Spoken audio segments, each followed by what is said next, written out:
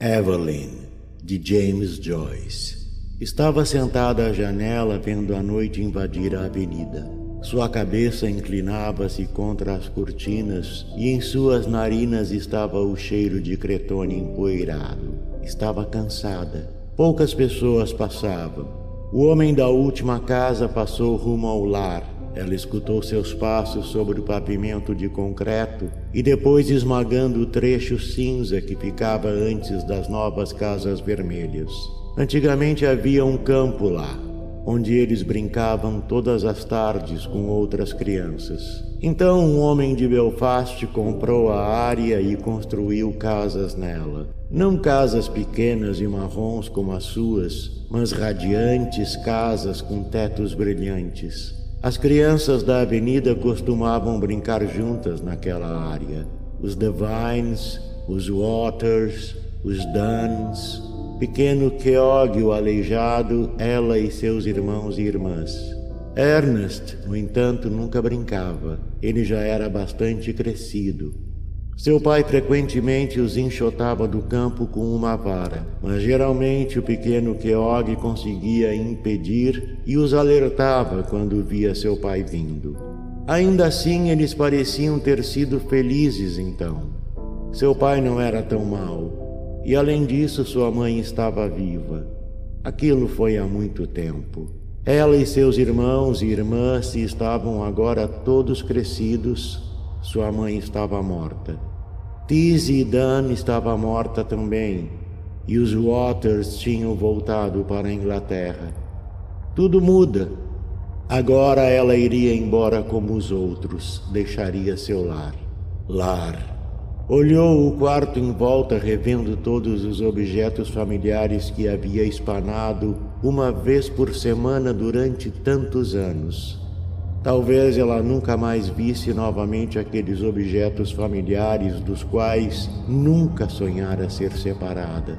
E ainda assim, durante todos aqueles anos, ela nunca descobrira o nome do padre cuja fotografia amarelada pendia na parede, sobre o harmônio quebrado ao lado de um impresso colorido, com promessas à abençoada Maria Margarete Alacoque. Ele havia sido um colega de escola de seu pai. Toda vez que ele mostrava a fotografia a um visitante, falava com casualidade: "Ele está em Melbourne." Ela consentira em ir embora, em deixar sua casa. Era aquela uma decisão inteligente? Tentou pesar os dois lados da questão. Em casa, de qualquer forma, ela tinha abrigo e comida. Claro, tinha que trabalhar duro tanto em casa quanto no emprego. O que diriam dela na loja quando descobrissem que havia fugido com um parceiro? Diriam que ela era uma tola, talvez. E seu lugar seria preenchido através de um anúncio. A senhorita Gavan ficaria surpresa. Ela sempre lhe aborrecera, especialmente quando havia gente ouvindo. Senhorita Hill, não vê que essas damas estão esperando? Apresse-se, senhorita Hill, por favor. Ela não derramaria muitas lágrimas por deixar a loja. Em sua nova casa, em um distante e desconhecido país, não seria assim. Ela estaria casada. Ela, Evelyn. As pessoas lhe tratariam com respeito. Não seria tratada como fora sua mãe. Mesmo agora, embora tivesse 19 anos, às vezes se sentia em perigo por conta da violência do pai. Sabia que era aquilo que lhe havia causado palpitações. Quando estavam crescendo, ele nunca implicara com ela como costumava fazer com Harry e Ernest, porque ela era uma garota. Mas ultimamente ele começara a ameaçá-la e dizer o que seria capaz de lhe fazer em nome de sua mãe morta. E agora não havia ninguém para protegê-la. Ernest estava morto e Harry, que vivia na igreja trabalhando com ornamentos, estava sempre em algum ponto distante do país. Além disso, os inevitáveis bate-bocas sobre dinheiro nas noites de sábado haviam começado a cansá-la incrivelmente.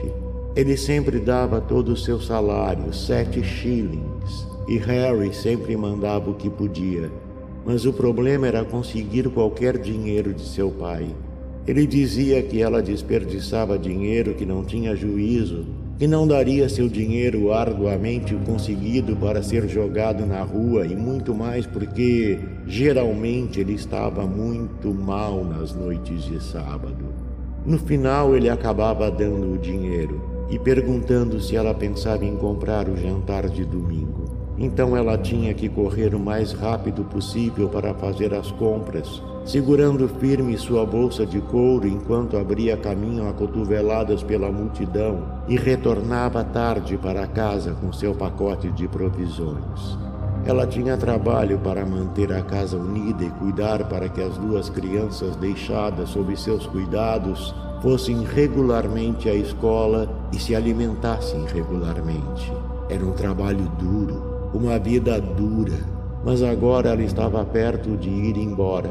Não havia como uma vida totalmente indesejável. Estava perto de explorar outra vida com Frank. Frank era muito amável, viril, generoso. Iria embora com ele na embarcação noturna e seria sua esposa e viveriam em Buenos Aires, onde ele tinha uma casa à espera. Como ela lembrava bem a primeira vez que o havia visto. Ele estava alojado em uma casa na estrada principal que ela costumava visitar. Parecia há poucas semanas. Ele estava no portão, o chapéu pontudo para trás e o cabelo tombado sobre o rosto de bronze. Então se conheceram. Ele ia encontrá-la fora da loja toda noite e a acompanhava até em casa. Levou-a para ver a garota boêmia e ela se sentiu exultante, sentada numa parte do teatro em que não costumava sentar. Ela gostava muito de música e cantava um pouco. As pessoas sabiam que eles estavam flertando, e quando ele cantava sobre a moça que ama o marinheiro, ela sempre se sentia prazerosamente inquieta. Ele costumava chamá-la Poppins, por diversão. No começo tinha sido excitante para ela o simples fato de ter um amigo, de modo que começou a gostar dele. Ele contava histórias de países distantes. Começara como empregado de convés ganhando £1 por mês num navio da Allan Line, que ia ao Canadá. Contou-lhe os nomes dos navios em que esteve e os diferentes serviços que fizera. Navegara pelo Estreito de Magellan e contou-lhe histórias dos terríveis Patagônios. Disse que assentou em Buenos Aires e tinha voltado ao antigo país apenas para umas férias. Claro, o pai de Evelyn descobrira o caso entre os dois e proibiu a filha de falar com Frank. Eu conheço esses caras marinheiros, ele disse. Certo dia ele brigou com Frank e depois disso ela tinha que encontrar seu amor secretamente. A noite se aprofundou na avenida. O branco das duas cartas em seu colo ficou indistinto. Uma era para Harry, a outra para o seu pai. Ernest tinha sido seu preferido, mas também gostava de Harry.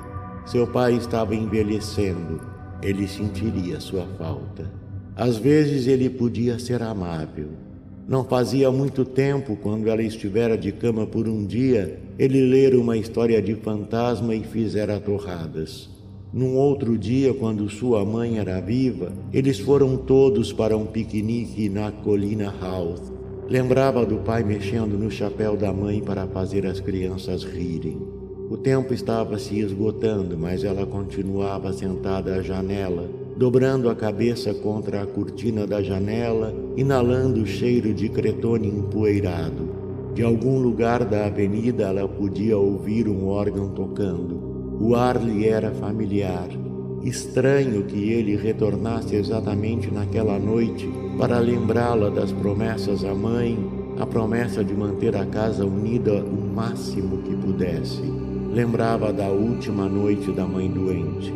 Ela estava novamente no quarto escuro, no outro lado da sala, e lá fora podia ouvir um melancólico som da Itália.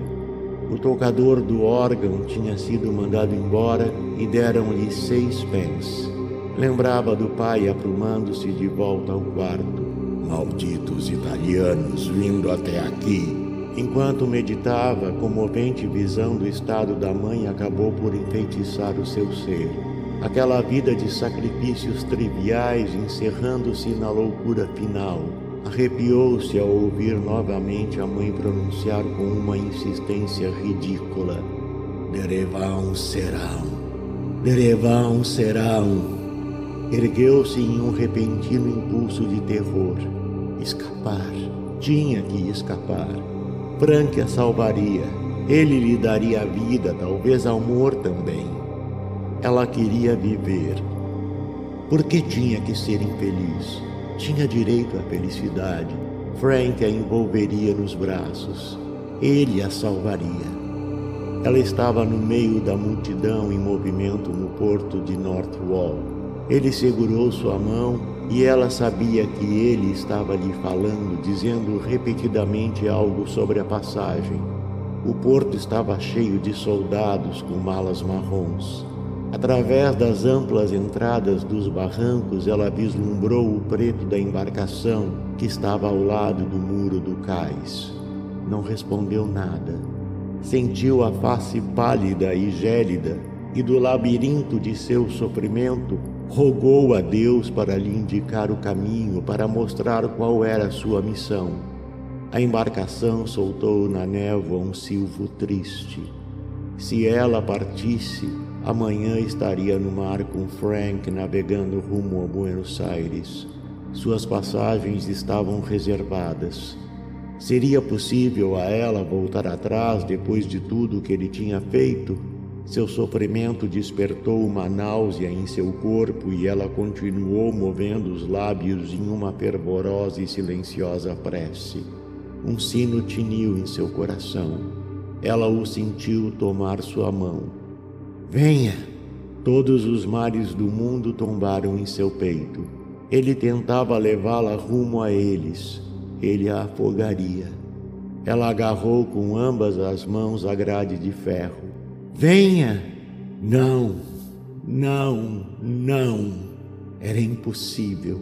Em frenesi, suas mãos apertavam o ferro. Do meio dos mares, ela soltou um grito de angústia. Evelyn! Evie! Ela passou da barreira e lhe disse para segui-lo. Ordenaram-no seguir em frente, mas ele ainda a chamava. Ela lhe dirigiu um rosto branco, passivo, como um animal indefeso. Seus olhos não davam nenhum sinal de amor ou despedida ou agradecimento. Do narrador.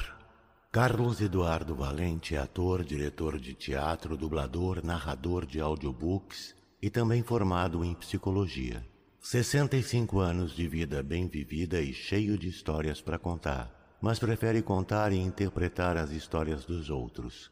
Até tenta escrever um pouco, mas não tem a disciplina necessária como tem nessas outras áreas citadas. Depois de morar 20 anos em Porto Alegre, voltou a Pelotas, onde se formou em psicologia. Morou em São Paulo um bom tempo e agora mora em Florianópolis, para onde voltou depois de 13 anos longe da ilha. Sempre na batalha por novos desafios. Também brinca com fotografia e edição de vídeos, porque viver é bom demais. Contato: carlão50@gmail.com